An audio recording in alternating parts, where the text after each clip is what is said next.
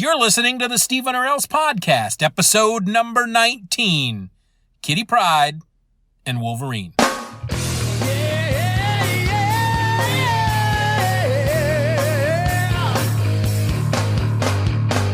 Hello and welcome to another episode of the Steeven Orr's podcast, the only show that's traded in its adamantium claws for a nice slice of cheesecake. I'm your host, Steven, and this week I'm stepping into my time machine to talk about a mighty Marvel miniseries from all the way back in 1984. But before that, like I always do, I'm stuck now. I'm like in a record, like.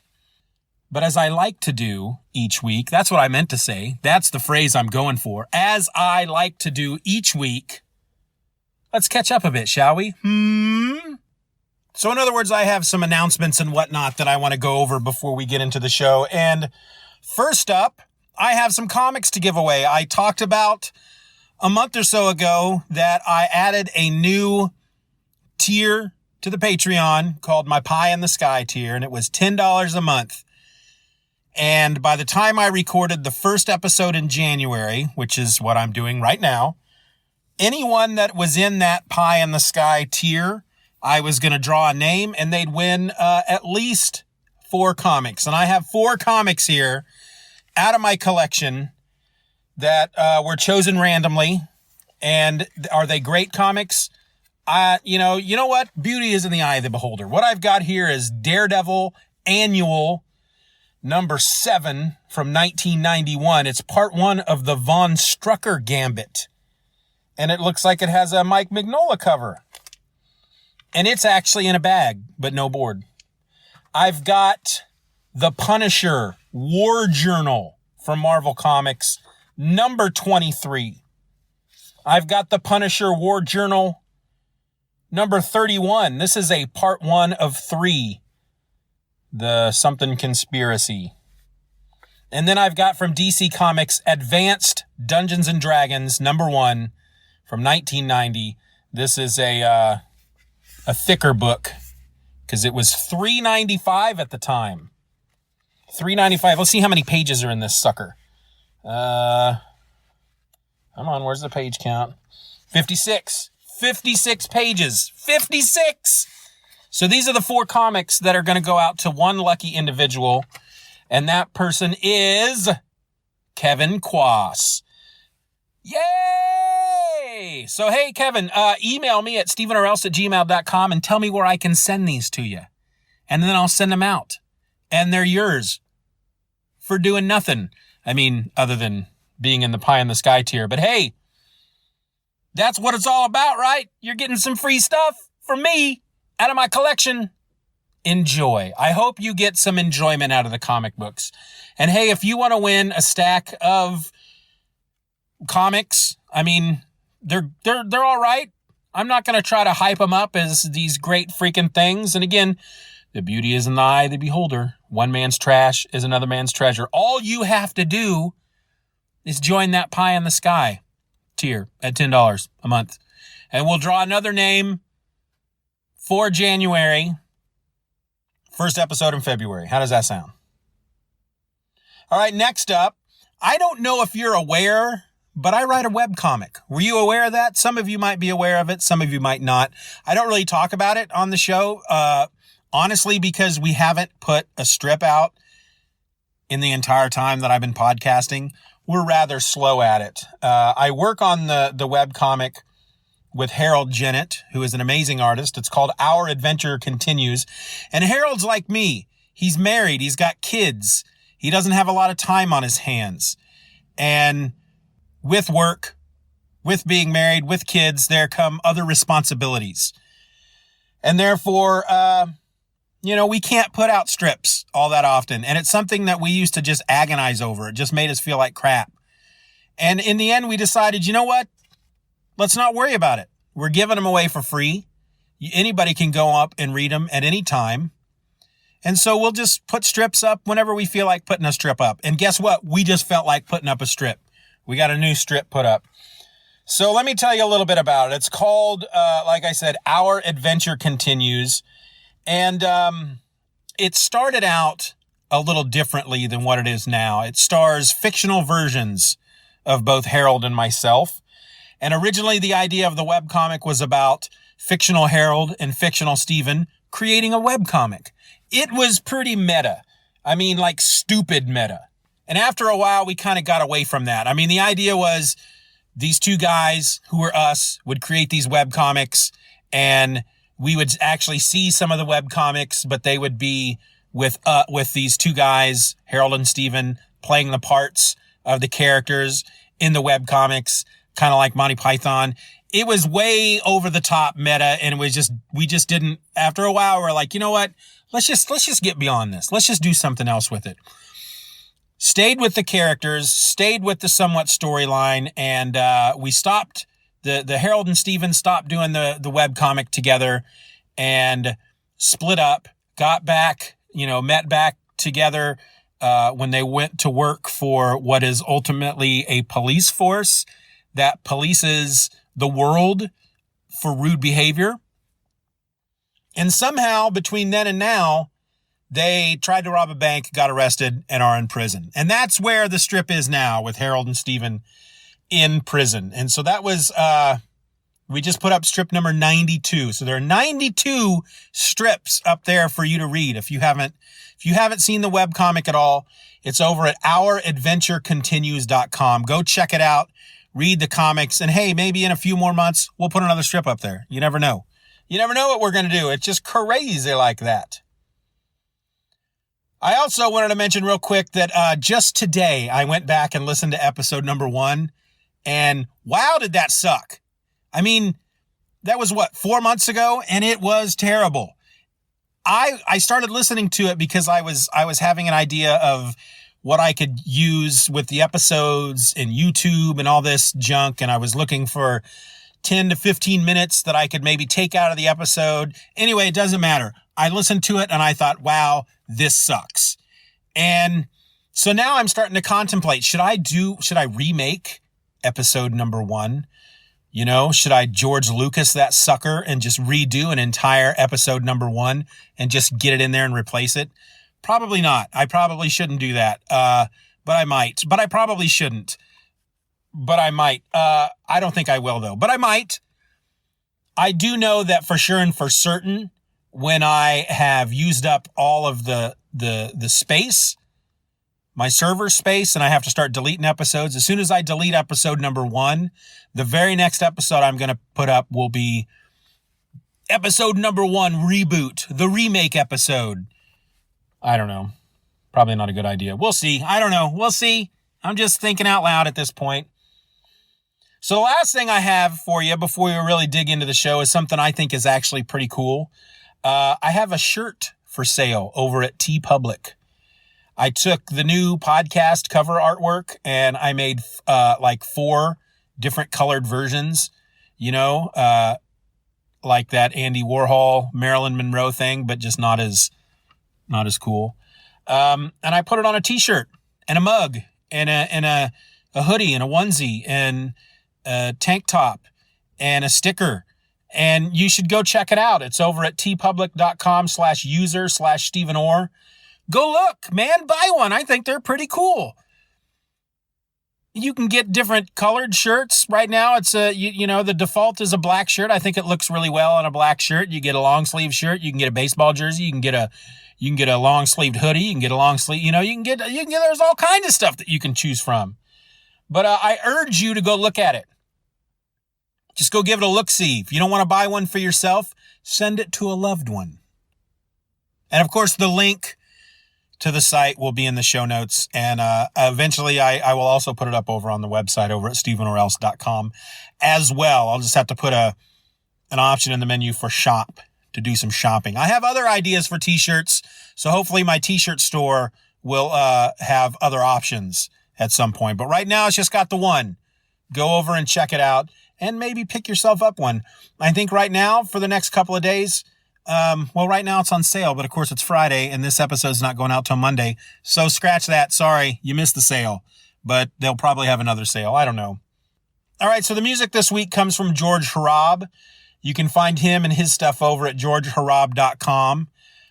So that's what we're going to be playing throughout the episode as we talk about this old comic book. So, hey, speaking of which... How is it you can feel no sorrow?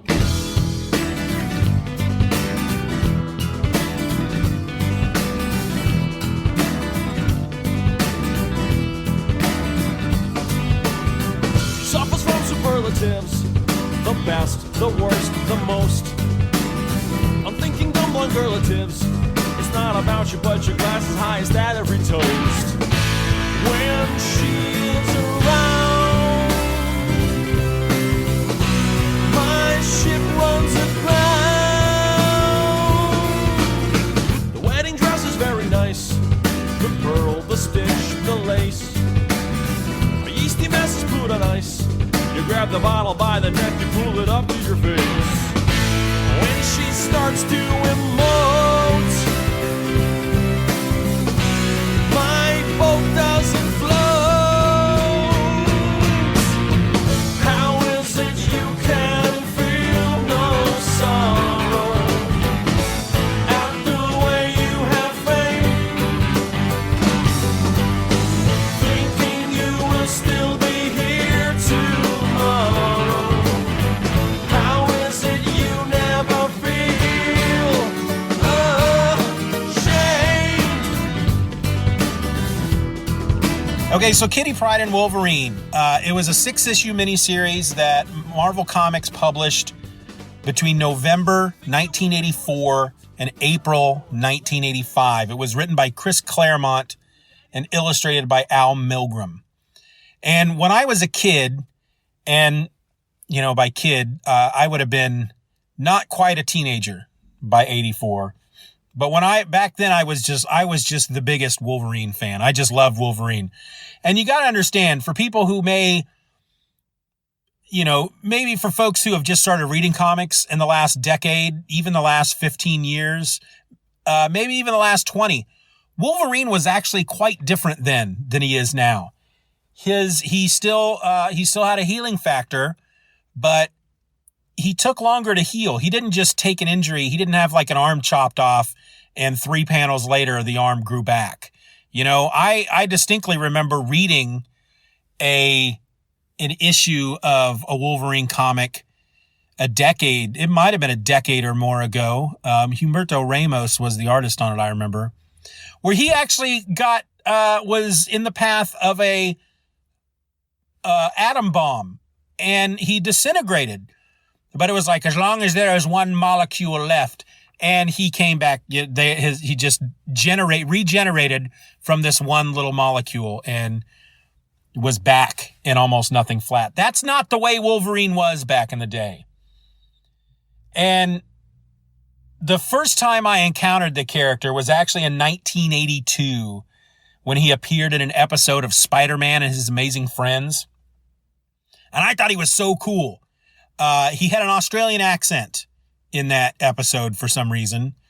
But the first time he comes on screen that I remember, that if my memory is serving me correct, it was Iceman and Firestar, who were Spider-Man's amazing friends, were going to an X-Men reunion. And Wolverine was there, and he was getting a piece of fruit off of the table, like an apple, and he does it by popping one of his claws and spearing the fruit. And I was just like, holy crap, he's got freaking claws that pop out of the back of his hand. If that's not the coolest idea for a character, I don't know what is. And that's all it took. That's all it took. And I was freaking hooked. Now, my memory is not what it used to be, but my memory is telling me that the first time I read a comic book that featured Wolverine was Kitty Pryde and Wolverine.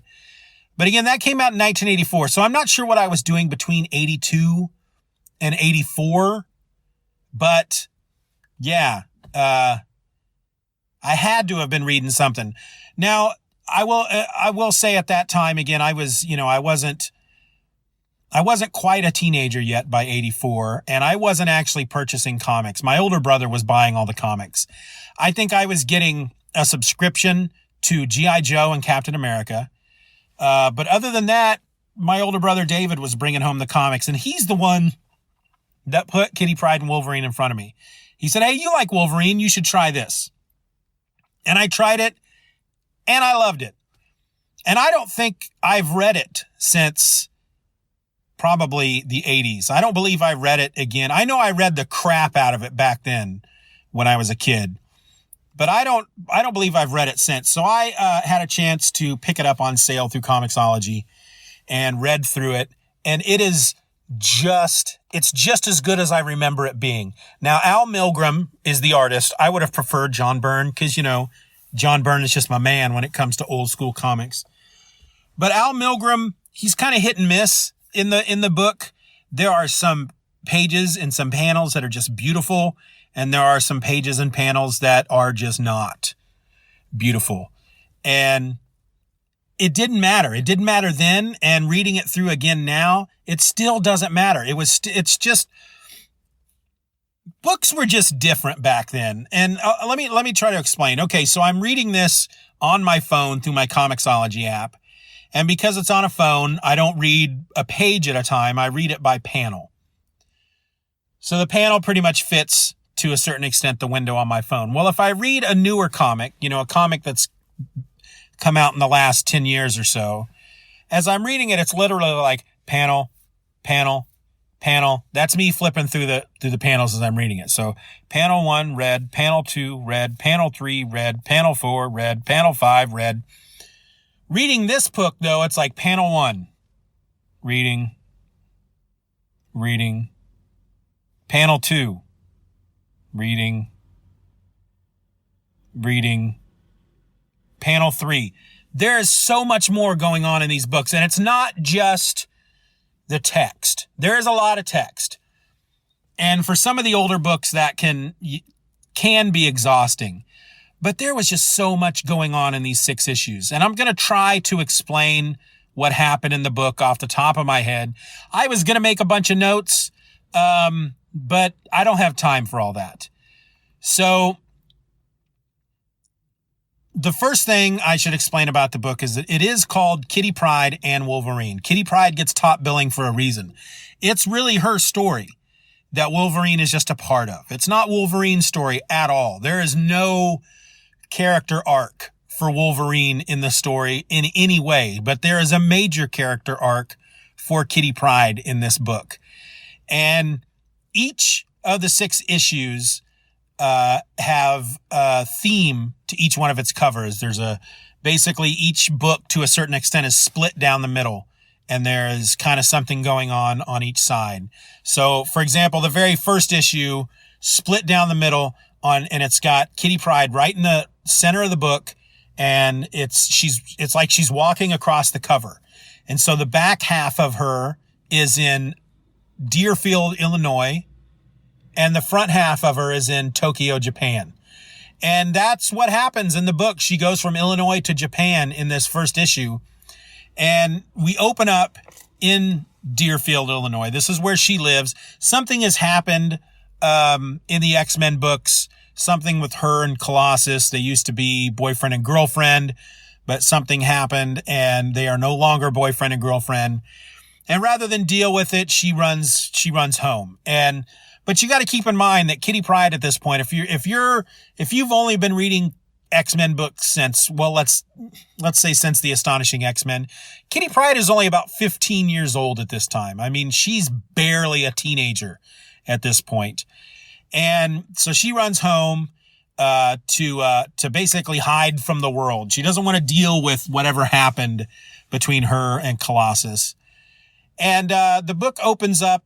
We're in Deerfield, Illinois. Kitty has just been ice skating and she's going to the bank. And she's not just going to any bank. She's going to her bank, her father's bank. Family owned. It's been in the family for generations. And when she arrives, she finds out that the bank is closed. Well, Kitty Pryde, of course, she's in the X-Men, so she's a mutant. Her power is to phase. And what that means is she can make herself insubstantial. I mean, you can still see her, but she can walk through solid objects. They call it phasing. She phases through solid objects. And she can also use her phasing power to become, basically to walk on air, to levitate. She calls it air dancing, I think, at one point in the book. So she gets to the bank, it's closed, and she phases in because she wants to see her dad. And she's standing outside her dad's office, and she can hear raised voices in the office. The door's closed. She hears raised voices, and so she's eavesdropping. And there's a sound of a slap. And based on the raised voices, she can tell that it was her father. Somebody hit her father, basically. So she yells out, "Dad!" and she's like, let me in. And the door opens, and there's just this giant of a man standing there, this big sumo wrestler looking Japanese dude. And it is a girl. And they're like, well, let her in. So she comes into the office, and her dad's there with these 4 dudes. And the only one that really matters is Lord Ogun.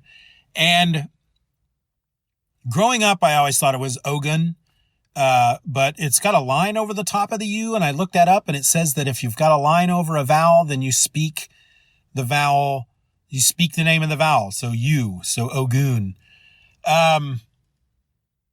He's an important character. He is the main bad guy. We don't know this quite yet at this point because he is there. He's there. He's been hired to come talk to Kitty's dad. Kitty finds out at this point that her dad actually has to go to Japan with these guys, and he gives her some money and says, go home. I'll be back, in a couple of days. Don't worry about me. But she doesn't like it. She's not really happy about what's going on. She doesn't trust it. So they leave, and she gets a cab and tries to follow him to the airport. By the time she gets there, their plane's already taken off. So she finds another plane that's going to Tokyo, and she, again, using her phasing ability, stows away on the plane. Well, here's the thing. She didn't give this little plan of hers much thought. She's still in the outfit that she was wearing when she went ice skating, which is kind of an ice skating outfit. And she has no money. And now she finds herself in Tokyo. No money. She doesn't know where she is. Thankfully, she speaks the language fluently, because she explains in her head that the last time her and the X-Men were in Japan, Professor X telepathically taught all of the X-Men how to speak Japanese. So she speaks it and she understands it fluently. So she's got that going for her. But she doesn't know what to do because now here it is. She's in Tokyo. She's by herself. She doesn't know where her dad is. But using the phone book, she finds out where this, the dude, not Lord Ogun, but the guy he's working for, Shigematsu, I think his name was, Mr. Shigematsu, finds out where his office is. He owns this skyscraper. And so she goes there, and it's nighttime at this point. And so, she needs a place to stay, and she decides, you know what, I'll just stay at his skyscraper. And so again, she phases into the building, finds a couch, and bunks up for the night. Doesn't last long, however, because the cleaning lady comes in and freaks out and screams. Security guard comes in and opens fire on her. He doesn't even ask any questions. It's like he knows that this person is not supposed to be here. And obviously whatever goes on in this skyscraper is not legal, because his first thought is to kill the intruder.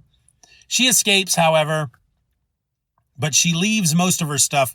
What little she had with her, like her hat, and she had a blanket I think she took from the plane, and her skates. And so now she's back on the streets of Tokyo. It's now raining. She's cold. She's miserable. She has nowhere to go. She does contemplate at one point calling the X-Men, but I think before she even goes into the skyscraper, but decides not to. She decides not to involve them because she wants to do this herself, and she's trying to avoid them anyway. But now at this point, she's cold, she's alone, she's in the rain, she doesn't know what to do, she has no money. She actually goes to an ATM and, using her phasing powers once again, takes money out of the ATM, which sounds an alarm. There are police right nearby. She freaks out, drops the money, and runs. and ends up sleeping on the street that night. She finds an empty corner somewhere, and she lays down and she spends the night sleeping on the street. So the next morning she gets up and she realizes she can't do this by herself. So she goes to a payphone and she calls the X-Men mansion. She calls Xavier's mansion collect. And who should answer but Wolverine? Logan. And of course he knows it's her. If you're young and you don't know what that means to call collect, before the days of cell phones, you had to pay long distance charges if you were especially overseas. And you could ask the operator, I would like to call collect. And then what that means is they would dial the place you're calling, and whoever answered, they would tell that person, hey, I've got Kitty Pryde over here. She's calling collect. Do you accept the charges? Meaning that whoever you're calling collect, they're going to be the ones to pay for that call. So Logan knows who it is. And he says, yes, I'll accept the charges. And then it switches over and he says, hey, Pumpkin, what's wrong? Or something like that. And she's like, oh my God, it's Logan. And hangs up. And then she decides she is going to go ahead and just take care of this on her own. She goes back to the skyscraper where Mr. Shigematsu is, and she finds the man's office, and her father is in there, and she's eavesdropping again, and Mr. Shigematsu is telling her father that he wants, basically, her dad sold the bank to Mr. Shigematsu, and he has agreed to start using the bank to launder money for this guy, this old Japanese crime boss. And this is the first time Kitty is hearing this, and of course she freaks out and screams, Dad, once again. And so now everybody knows she's there. And they go after her. The big sumo wrestling looking bodyguard goes after her. She fights back and then escapes. So Shigematsu tells Ogun that he has to go find her. And that's at the point where we find out that he doesn't really work for Shigematsu. He's not one of his cronies. He's not a bodyguard. And Shigematsu can't order him around like that. And so the old man apologizes to him. And Ogun tells him, I will go after the girl. I will get her. And I'll go get her. But the price that you have to pay for me to do this is you have to let me have the girl. And the old guy's like, hey, you bet. That I can afford that. Take her, whatever, dude. Just go, make sure that she doesn't turn us in. Just go get her. So Lord Ogun goes after her, and he's wearing now a devil mask. And we find out that he's a ninja, and he finds her and he blows this green smoke in her face, and it knocks her out, and he takes her back to his place, and then spends most of 6 or 7 pages basically brainwashing her. He somehow using these freaking ninja mystic arts or something, places a part of his soul in her, so that basically he is her and she has all his knowledge. She's now a super ninja fighter now. And, but she also has the ability to phase. So here's this 15-year-old mutant girl with the ability to pass through walls and floors and ceilings and float on the air. But now she's also a ninja and an assassin. And, her will is no longer her own.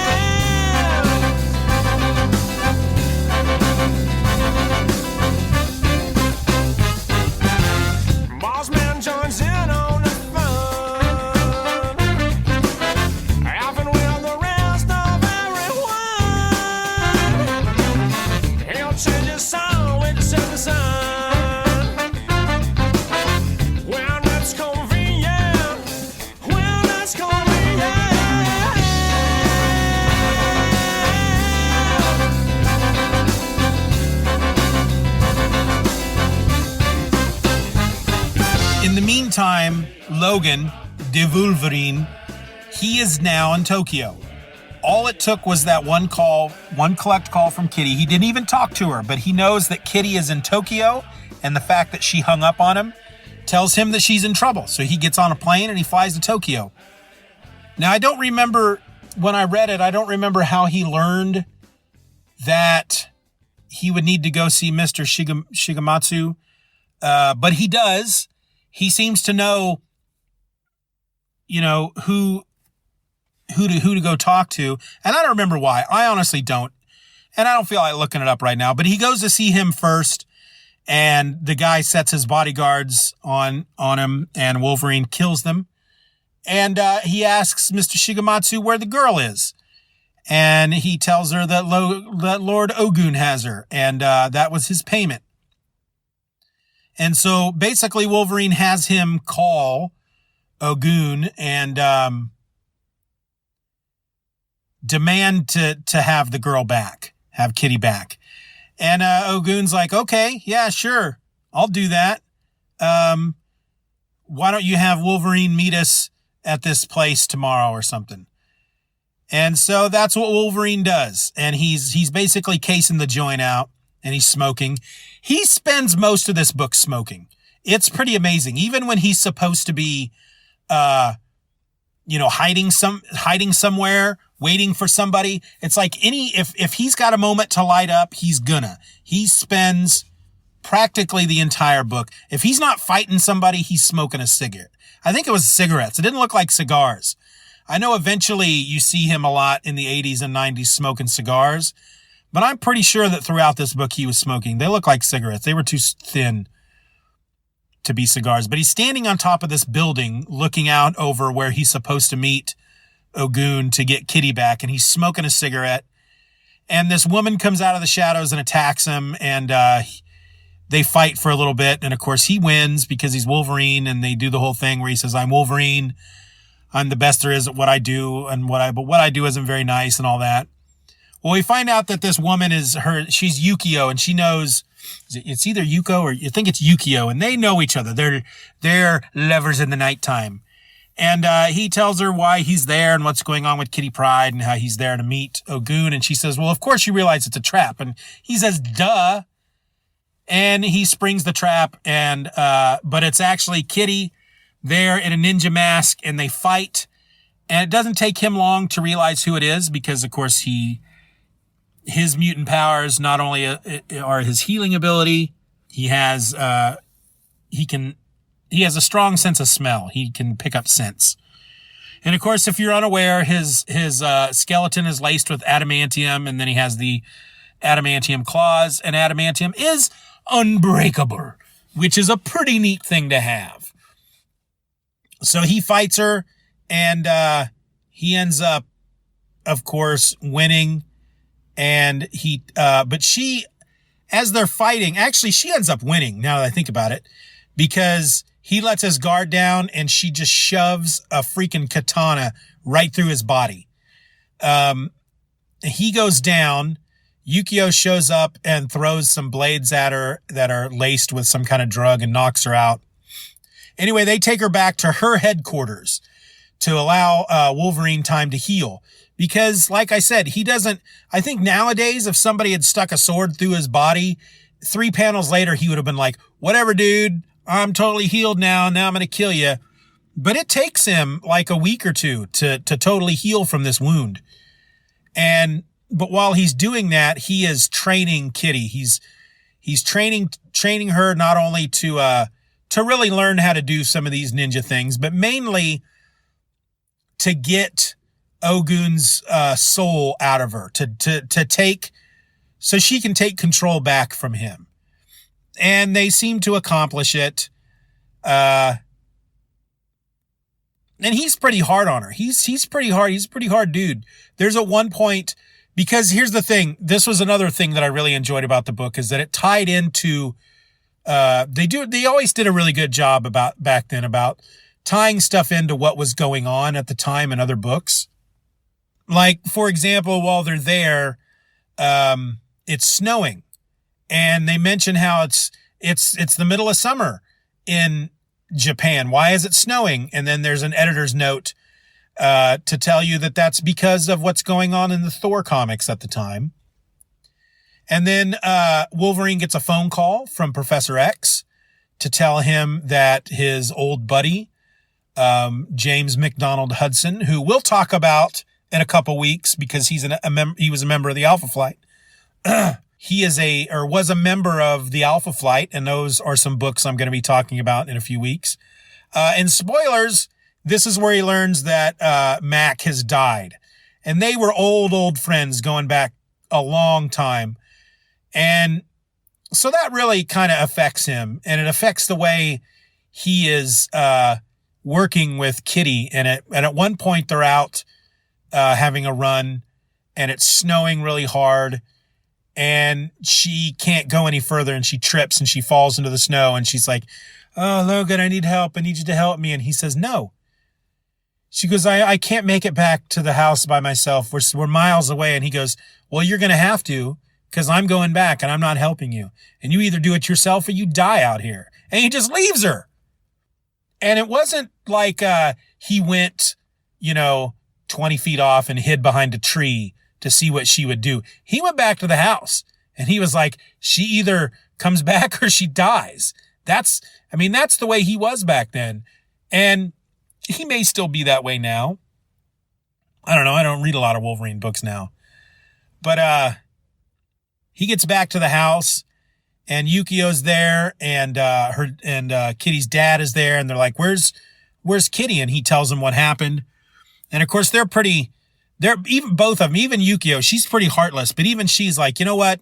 I'm going to go out and find her. That wasn't cool, man. You shouldn't have done that. That wasn't cool. And Wolverine's like, whatever, I'm Wolverine, I'm going to smoke another cigarette. And that's what he does. But before she can even turn around to go back for Kitty Pryde, here she comes.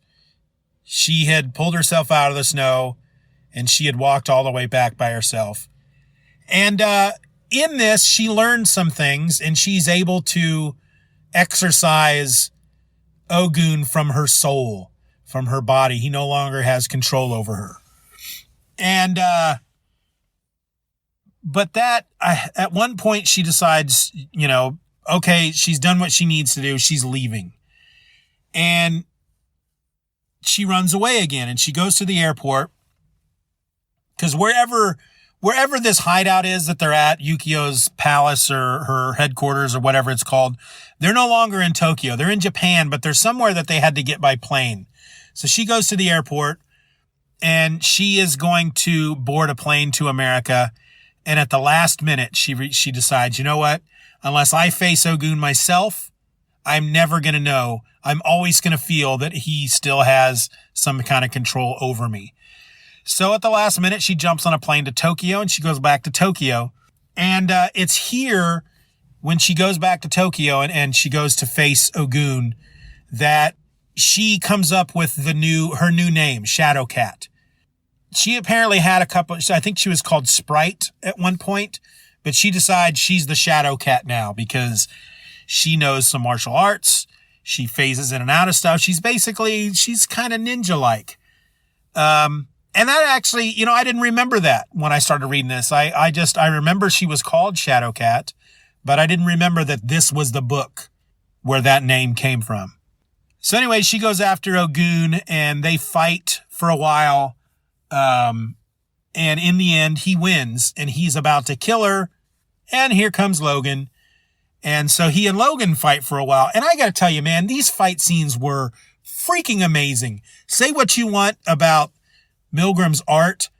These were really epic fight scenes. I mean, Wolverine and Ogun are fighting on the top of this building, and Wolverine realizes that this guy is better than him. We find out in this story that Ogun is like some kind of immortal ninja, and he's the guy that taught Wolverine all he knows about fighting.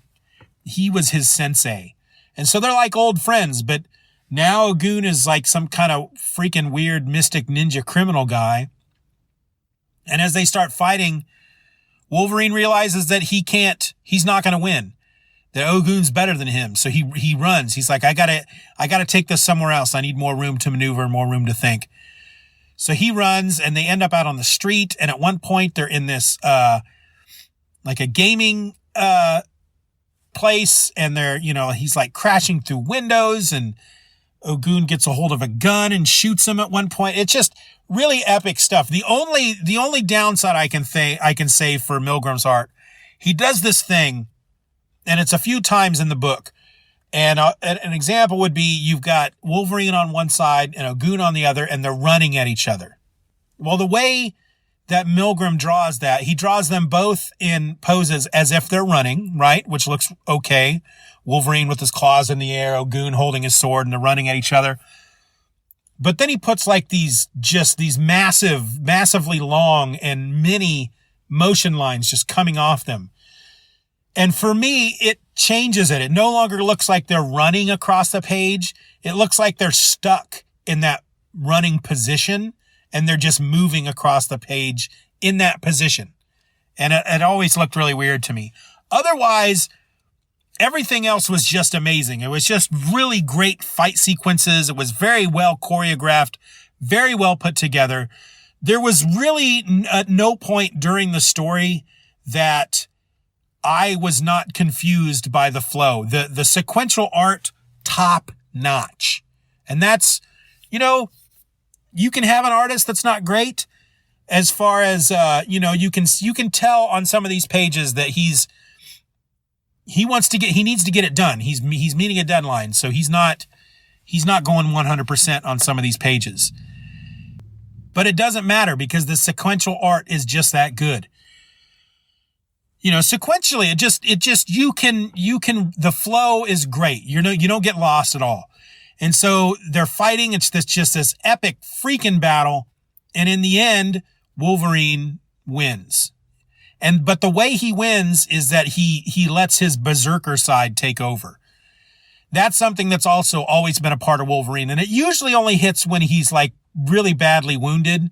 And he just goes feral. And he has this animal berserker side of him that's nothing more than a killing machine, that just thinks of nothing more than just killing his opponent. And that's where he has to go in order to stop Ogun. But in the end, he doesn't kill him. He stops himself. And he tells Kitty, he's like, all right, girl, now's your chance. You can end this, end it your way. And she picks up the sword and she runs at Ogun and she's ready to just slice him in half. But then she stops herself. Nope, not going to do it. She says, you're not going to kill him. And Wolverine's like, okay. Basically, he's like, well, then you pass the test. That was the final test. That's how you know that he no longer has a hold over you. Because it was instinct that made you pick up that sword. It was instinct that made you run. It was instinct that made you swing that sword. But you're the one that stopped yourself. If he still had any control over you at all, you would have killed him. But you didn't. And I'm proud of you. And of course, as he's given the speech, Ogun gets up, grabs the sword. He's about to attack. He's about to attack Kitty. Wolverine yells at her to phase. He pops his claws. And they both basically attack through Kitty.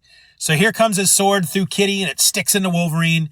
And there goes his fist through Wolverine, through Kitty, and his claws strike Ogun.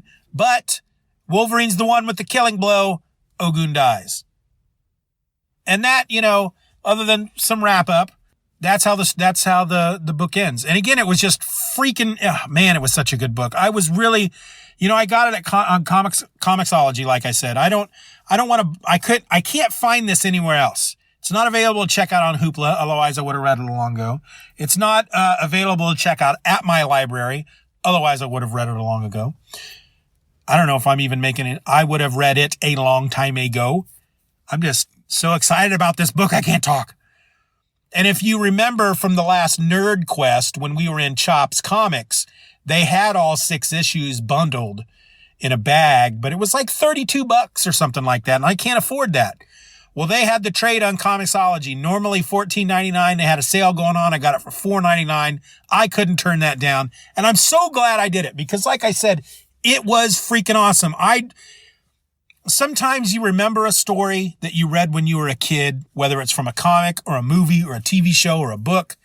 And then you come across it again as an adult and you give it, another watch or another read, and you're like, yeah, I guess I can see why I liked it as a kid, but I'm grown up now. I have more adult sensibilities, and the story doesn't hold up well. It doesn't do anything for me. Well, that's not the case at all with this book.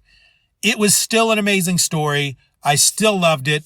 I'm just really glad that I read it. And if you've not read Kitty Pryde or Wolverine, you should read it, because it's a classic story.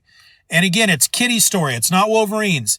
When I first started reading it again, I took the cover to the first issue and I put it up on Reddit. It's like, this is what I'm reading, y'all. And somebody was like, Kitty Pryde and Wolverine, huh? Wolverine seems to be absent from the cover. And I'm like, well, Wolverine's barely in that first issue. And the book's not even about Wolverine. And, here's the thing. It was 1984. You didn't have to put Wolverine on every cover to sell books. You just didn't have to do that. And I remember in the 90s, they would do that. If you had a new book coming out with a new character, the best way to sell it was either to put Spider-Man, Wolverine, the Punisher, or Venom in it, and bam, that first issue would sell. But you didn't really have to do that back then. I mean, Wolverine's name was on it, of course, but he's not on the first cover, and he's barely in the first issue because it is Kitty's story. It's about, she starts out, as this heartbroken teenager who doesn't know what to do with her life, who's scared, who's upset. And she goes through a very hard lesson. And yet she comes out the other side still a teenage girl. She ends up at the end of it. She's eating ice cream at this ice cream parlor in Japan, and she's still like a little giggly girl. But that there's still that part inside of her that went through this experience and could probably throw down if necessary. And I'm sure she does at some points later. So yeah, that was Kitty Pryde and Wolverine. Great freaking book.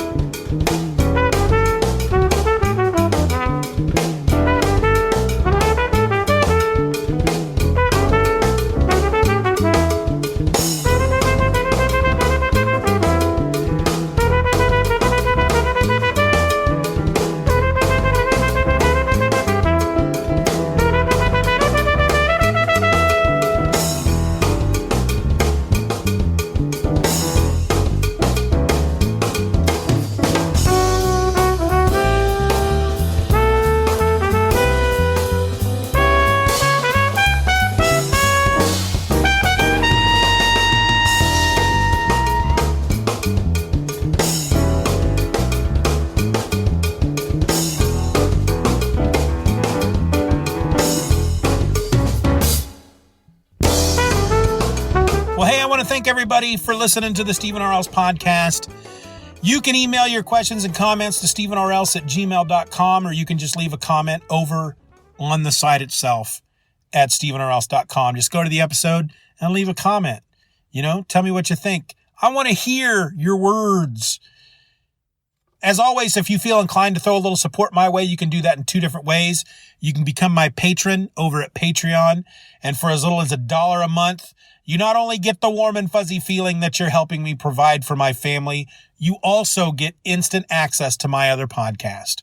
And that sucker releases twice a week. It's exclusive to patrons only. And you know what? It's something like this, but it's a little bit looser. I spend a lot of time talking about comics on this podcast, and I talk about all kinds of other stuff on the other one. Anyway, you can check that out over at patreon.com/Steeven R. Orr. If you aren't into the commitment of a monthly payment thing, you can throw me a one-time payment for as little as $3 over at ko.fi. I did that wrong. I do that wrong every time. ko-fi.com/Steeven R. Orr. Coffee.com, ko-fi.com/Steeven R. Orr. And hey, man, if you don't want to throw any money at me, that's cool. I get it. I'm in the same boat as you. Money is hard to come by. I'm working 2 jobs. and I'm still living paycheck to paycheck. If you're in the same boat, if you don't have any money, if you don't want to, you want to support me, but you don't want to use money to do that, because, come on. Money, it just makes me sound like a jerk asking for money. And I don't need money. Well, I need money. That's a stupid thing to say. But I don't need anything more out of you than just listening to the show. As long as you're downloading my show every week and you're listening to it, that's really all I need from you. That's how this relationship works.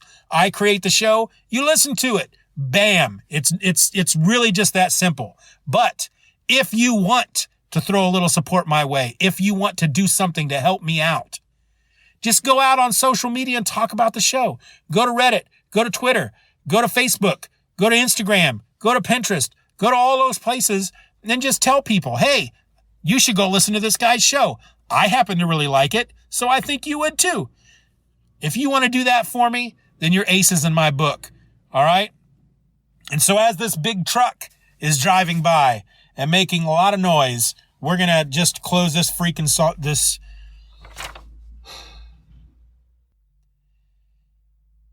Sometimes, as I'm doing these things, I have a lot of this stuff written out, right? And I try not to just read everything directly off the paper.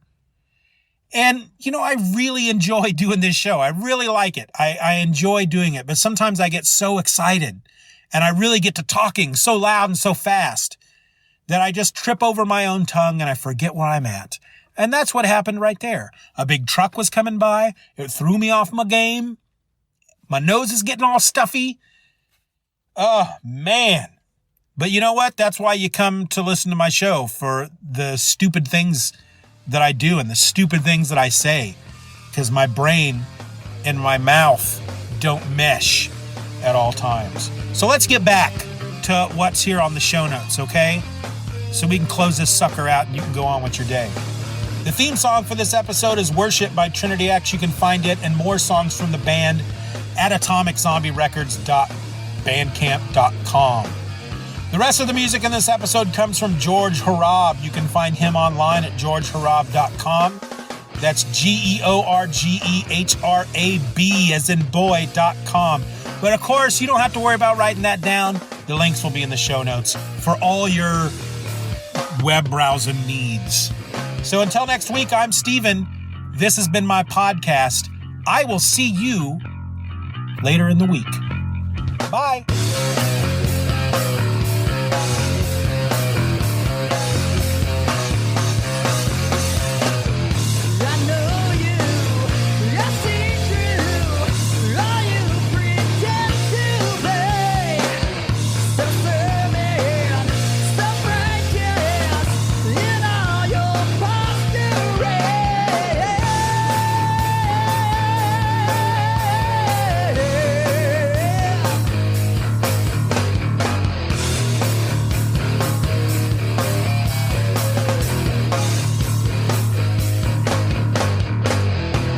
Bye-bye, Daddy. Bye-bye, Daddy. Good job.